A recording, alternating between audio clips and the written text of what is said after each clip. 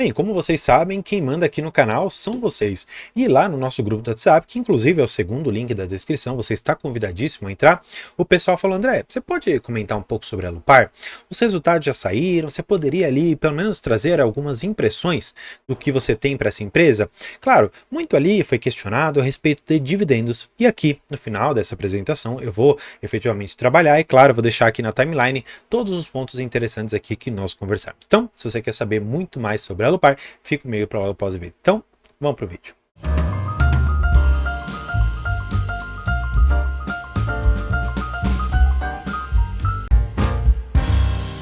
Bem, como eu comentei, eu estou aqui com os resultados da Alupar do quarto trimestre de 2023 e claro, é um ano, momento, né, na verdade, que eles fecham aqui o ano para a gente ter os resultados, tá?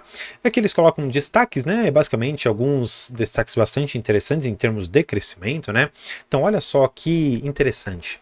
No Brasil, eles estão estimando investir 2,5 bi e na América Latina, né, a Latam, Latina América, eles estão esperando investir 602 milhões, isso apenas aqui, pelo que eu estou entendendo, em transmissão.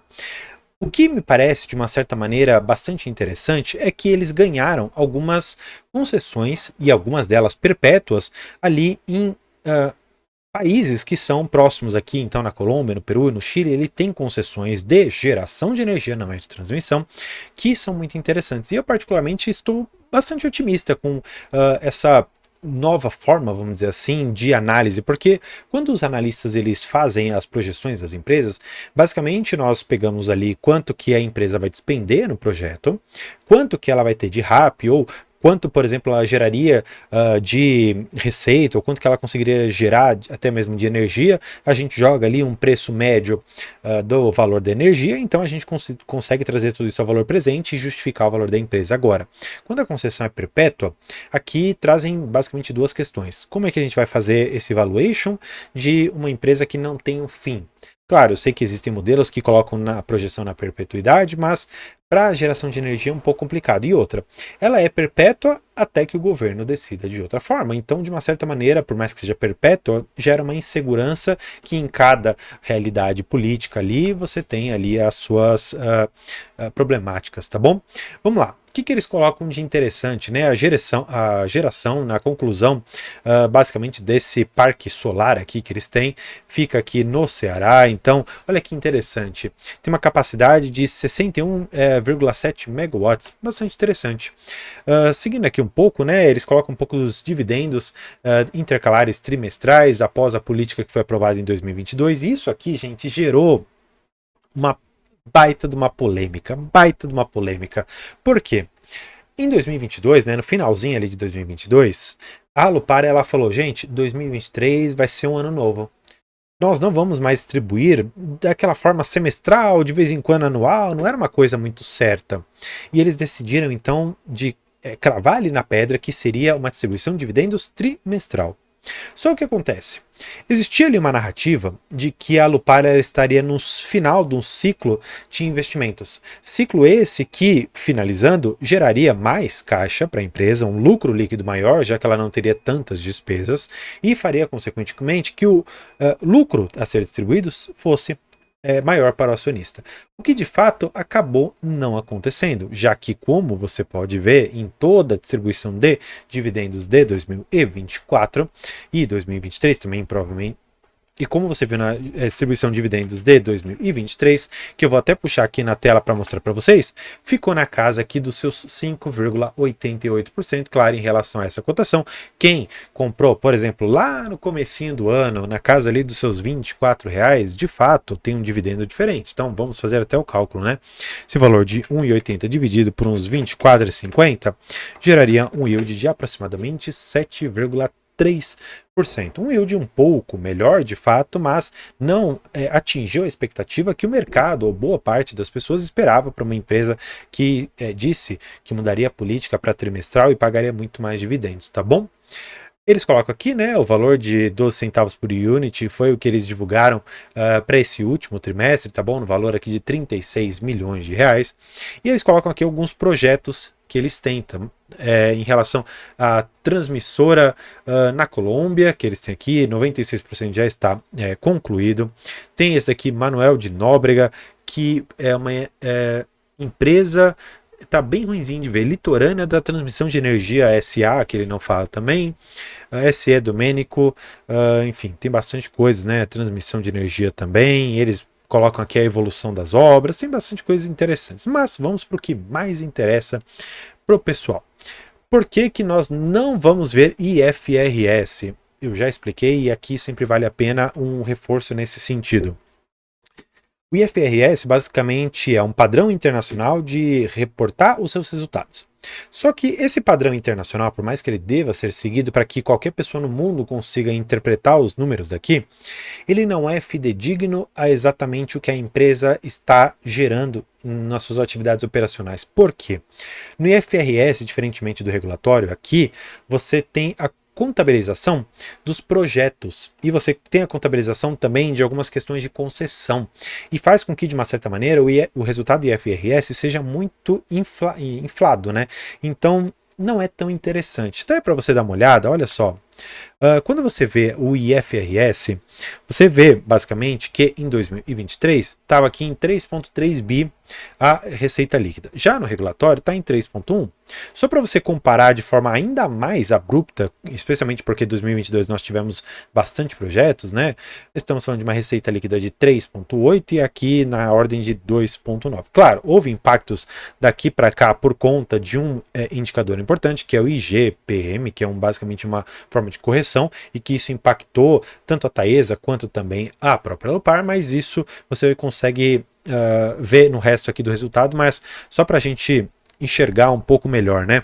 Vamos no lucro líquido, porque então a gente tem passado a régua, basicamente tirando todos aqueles ativos de investimento, concessões que eu havia comentado com vocês, tá? Então, o lucro líquido, se fosse pelo IFRS em 2023, teria ficado em 694 milhões, ao passo que, se for pelo lucro líquido regulatório, você vai ver que houve uma queda ligeira, mas teve, que ficou aqui na ordem de 668 milhões de reais, tá bom? Uma queda significativa, perto aqui dos seus 30 milhões, mas que de fato impacta nos resultados. Se você for pegar em 2022, você vê que o lucro líquido IFRS estava em 918, ao passo que em 22 pelo regulatório estaria em 522. Então é muito importante, gente, nós olharmos apenas os indicadores regulatórios, porque eles tiram aquelas questões que não são efetivamente o caixa da empresa.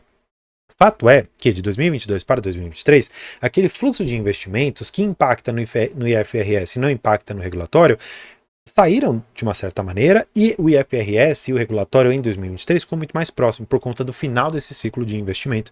Isso é muito importante você entender, tá bom? Vou aumentar aqui um pouquinho para a gente conseguir centralizar a tela e todo mundo que está assistindo, inclusive no celular, consiga ver. A receita líquida aumentou 8%, ainda que nós tenhamos aquela queda no IGPM, muito desse resultado foi parcialmente compensado com projetos de transmissão que entraram em operação, algumas questões ali de geração de energia que também foram muito positivas, e isso compensou a queda do IGPM, porque em 2021, 2022 o IGPM ficou ali nos seus 20%, em 2023 ele já foi, por outro lado, negativo, e de uma certa maneira, quando você tem um 22% positivo e alguma coisa negativa, isso gera uma oscilação bem forte, mas de uma certa maneira eles conseguiram compensar, tá bom? Só para a gente fazer aqui algumas contas, né? Deixa eu enxergar qual que é a margem líquida dessa empresa, né? Então, o lucro líquido da Alupar ficou em 668 milhões, vamos dividir por esses 3 bi 189 e você chega a uma margem líquida na ordem de praticamente 21%. Por que essa margem ela é menor do que outras transmissoras? Porque a Alupar não é uma transmissora pura, ela é uma parte transmissora e é majoritariamente transmissora, mas ela também tem geração, o que faz com que a margem, de uma certa maneira, também caia. Isso é muito natural, tá bom? Fatores que impactaram a geração. Nós vamos dar uma olhada, deixa eu até ver, eu coloquei aqui na Genial, porque eles trazem de uma forma bastante resumida, e este ponto para mim ele foi importante na geração. Por quê?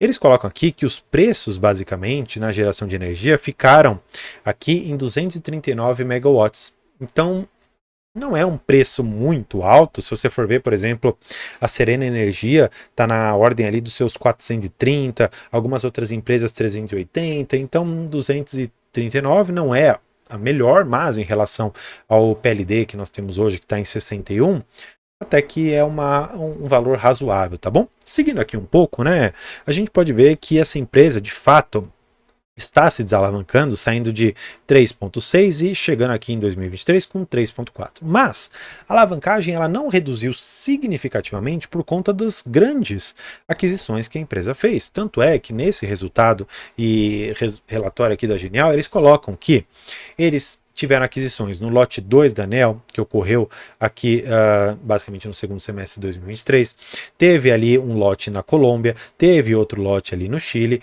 enfim, eles fizeram algumas aquisições interessantes para início de parques geradores de energia.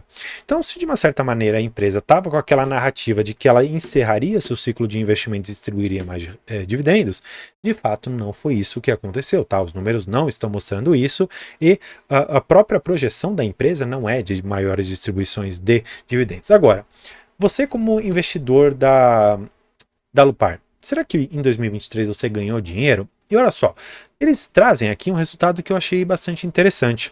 Eles analisaram, basicamente, mostrando aqui do primeiro pregão de 2023 até o último de 2023, e basicamente comparando três indicadores, o Ibovespa, o índice de energia elétrica, em que é como se fosse ali uma cesta de todas as empresas do setor de energia, e a Alupar. Basicamente, todas ficaram aqui no 0 a 0, terminaram o ano. Se estava numa base 100, deve ter parado aqui próximo de uns 118, 119. Até que foi razoável. Foi um acréscimo interessante de 19% em relação à cotação da empresa, considerando também os dividendos, tá? Indo aqui para o fluxo de caixa, né, algo que eu sempre gosto muito de analisar com vocês, nós vamos ver aqui os consolidados, tá bom? E vamos olhar os resultados de 2023, comparando aqui com 2022, tá bom? Então vamos lá. O fluxo de caixa nas atividades operacionais, de fato, caiu alguma coisa, tá? Em relação ao lucro líquido aqui da empresa, a partir do qual nós vamos ter alguns ajustes. Saímos aqui de 1,4 bi em face de praticamente 1,9 que nós tivemos em 2022, tá bom? Vou até me tirar da tela para ficar mais fácil de enxergar. Seguindo aqui, né, nós temos alguns ajustes no capital de giro aqui da empresa e finalmente nós chegamos a quanto nós geramos de ativos operacionais, o quanto de caixa que nós tivemos com os ativos operacionais. Então, basicamente ficou em linha, um aumento bem singelo aqui, basicamente de 63 milhões, tá bom? Nada muito significativo, mas de fato 2 bilhões em atividades operacionais é algo importante. Seguindo aqui, né, vamos olhar para a questão dos investimentos. Olha só, nesta linha aqui, ó, investimentos e aplicações financeiras. Eles retiraram algum dinheiro daqui. Por quê? Porque a princípio eles vão ter que fazer investimentos para, por exemplo, ganhar os leilões, eles devem ter que fazer alguns aportes iniciais para ganhar essas concessões, vamos dizer assim, comprar essas concessões, né? Pode ser um dos casos aqui desses investimentos em aplicações financeiras, ou, como eles não estão mencionando aqui exatamente, pode ser que esse caixa, ele estava, de uma certa maneira, assim, entre aspas, parado, e eles fizeram investimentos em aplicações financeiras, como, por exemplo, uma LCI, uma LCA, enfim, podem ser investimentos aqui que eles fizeram. Você pode ver aqui aquisição de imobilizado, ficou na ordem aqui dos seus 300 milhões de reais, em face de 800 em 2022, mostrando de uma certa maneira que a compra aqui de imobilizado, ou seja, ali torre de transmissão, ativos, por exemplo, a turbina eólica, até mesmo a questão dos painéis solares, eles fizeram investimentos menores em 2023, o que, a princípio, naquela narrativa que eu comentei com vocês, faria sentido a empresa pagar mais dividendos, tá bom? Olhando aqui para o fluxo de caixa de financiamentos, eu sei que todo mundo gosta desta parte aqui, que é quando você vê dividendos pagos, tá bom? E aqui você pode enxergar que, de uma certa maneira, houve um acréscimo bem singelo, tá bom? De dividendos que foram pagos em 2023 em relação àquilo que foi em 2022. No geral, você vai poder enxergar aqui embaixo que essa empresa, no final das contas, teve um fluxo de caixa negativo, significando, entre aspas, que a empresa ela está devendo. Por quê? Mostrou aqui que em relação ao saldo inicial que ela tinha no período, ou seja, no comecinho de 2022, para o que ela tinha no final de 2023, significa basicamente que ela consumiu aqui esse caixa, então ela teve uma redução significativa, ou seja, significa que ela queimou caixa, mas não significa que ela não tenha caixa, que ela ficou devendo. Significa, na verdade, que ela consumiu 27 milhões e que ela tem hoje 823 milhões para basicamente ela fazer o que ela quiser, tá bom? Seguindo aqui, eu vou mostrar para vocês um pouco do que a própria Genial traz de preço e recomendação, claro, de acordo aqui com a Genial. Eles recomendam manter o ativo, hoje está cotado a R$ 29,74, com preço-alvo de 34, um potencial de 14% nessa ação, tá bom? Outros analistas recomendam algo parecido, a Genial recomendou 34, os analistas estão recomendando 32, e são 13 analistas recomendando compra desse ativo, basicamente temos aqui algo próximo dos seus 10% de valorização para essa empresa, tá bom? Então, espero que você tenha gostado desse vídeo, eu vou deixar aqui em cima a nossa área de membros para você conhecer um pouco dos tantos benefícios que nós temos lá, claro, cabe em todos os bolsos e é uma plataforma aqui do YouTube, então é tudo bastante seguro, e também vou deixar outros 2 vídeos para você continuar acompanhando o meu trabalho. Por hoje é isso, muito obrigado e